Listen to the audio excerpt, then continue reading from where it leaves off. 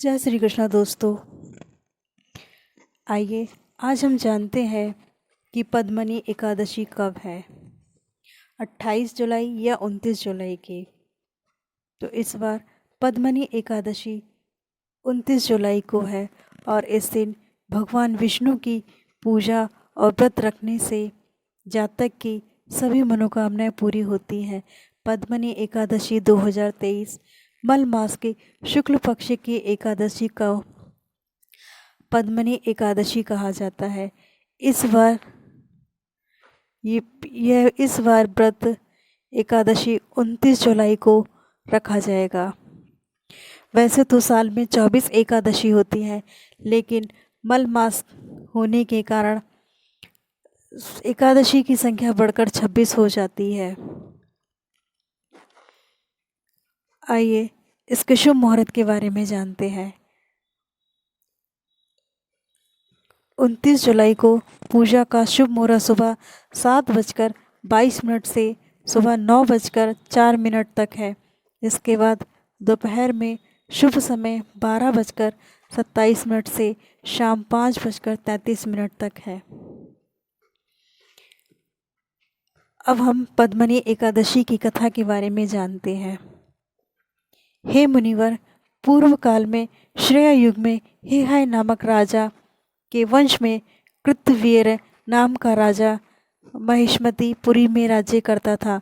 राजा की 1000 रानियां थीं, लेकिन राजा के कोई संतान नहीं थी जो राजा के कार्यभार को संभाल सके। राजा ने काफ़ी जप तप तपस्या पूजा पाठ व्रत आदि सब किए, लेकिन उन्हें कोई भी संतान प्राप्त नहीं हुई।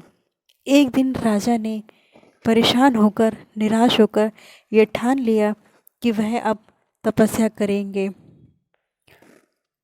और उन्होंने अपने मंत्रियों को बुलाया और कहा कि अब ये कार्यभार मैं तुम्हें सौंप रहा हूँ, तुम इस कार्यभार को अच्छे से निभाना।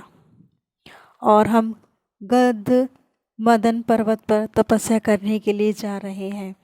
काफ़ी दिनों के बाद राजा ने 10,000 वर्ष तक तपस्या की, लेकिन फिर भी उन्हें कोई पुत्र की प्राप्ति नहीं हुई।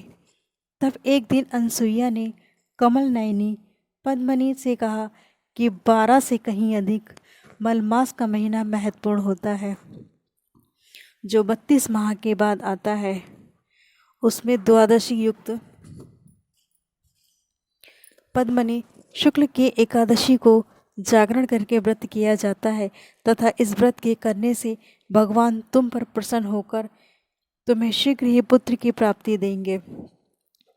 रानी पद्मामणि ने यह सुनकर हाँ कर दी और उन्होंने पुत्र की इच्छा के लिए एकादशी का व्रत किया तथा रानी एकादशी के व्रत के दिन बिना कुछ खाए पिए ही रहती थी और रात्रि के समय में जागरण किया करती थी तथा इस व्रत से खुश होकर भगवान विष्णु ने उन्हें पुत्र प्राप्ति का आशीर्वाद दिया।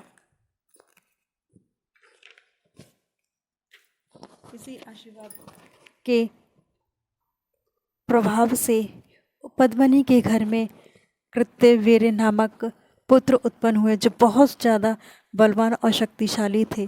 तीनों लोकों में भगवान के सिवा उनको हराने वाला कोई नहीं था तथा किसी को भी उनके जीतने का सामर्थ्य नहीं था। जिस मनुष्य ने मलमास शुक्ल पक्ष एकादशी का व्रत किया हो, जो संपूर्ण कथा सुनता हो पढ़ता हो, वह यश लोक के भागीदार होकर विष्णु लोक को प्राप्त होते हैं।